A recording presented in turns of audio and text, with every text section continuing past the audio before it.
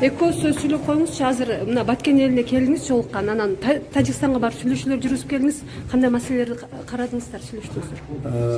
Тажикстан мамлекетинин ГКМСынын башчысы полковник Етин Соймин Сатарович менен жана бирнече кызматкерлер менен жолуктук.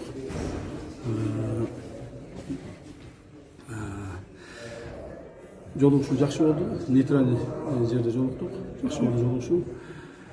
Буюрса баары жакшы болот, чечебиз. Камчы Кыдыршай, айтсаңыз, сиз мына чет өлкөдө жүрдүңүз, бирок ооруганыңызга карабай кайрадан мындай экстрен учуп келдиңиз да, Баткен жергесинде кырдаалга байланыштуучу. Анан ушул бүгүнкү күндө абал турукташтыруу боюнча кандай аракеттер көрүлөт? Баардык аракеттер, күч аракеттер көрүнөт. Президентибиз Садам Кожоевич Жапаров менен биргеликте ал кишинин ошол көрсөтмөлөрүнүн негизинде баардык маселе чечилип атат. Кудай буйрса, бүгүн кечке дейин абалды толук турукташтырып күтөбүз.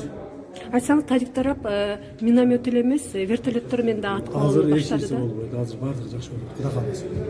Рахмат.